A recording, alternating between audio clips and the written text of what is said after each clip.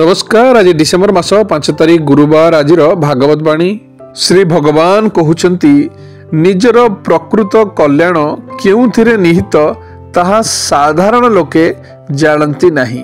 तेणु सेमाने विभिन्न प्रकार भोग कामना रे बांधी होई तुच्छ क्षणिक सुख निमंते परस्पर मध्यरे वैरी भाव सृष्टि कर दियंती एवं निरंतर विषय भोग निमंते ही प्रयत्न करती।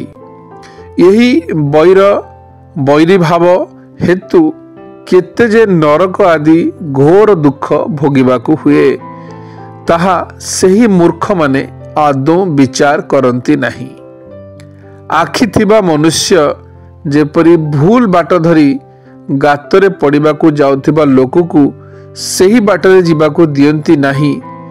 दयालु बा ज्ञानी पुरुष सेहीपरि अविद्यार भेलिकिरे पड़ी दुखमय गर्त आड़कू जाउथिबा अज्ञानी मनुष्य को देखिले ताकू सही भूल बाटरे जीवाकू दियंती नहीं। जे निजर प्रिय संबंधी मानंकू भवबद्ध भक्तिमूलक उपदेश देई मृत्युर फांसी खुंटरू मुकुलांती नहीं, सेही गुरु गुरु नुहंती, सेही स्वजन स्वजन नुहंती, सेही पिता पिता नुहंती, सेही माता माता नुहंती, सेही इष्टदेव इष्टदेव नुहंती और सेही स्वामी स्वामी नुहंती।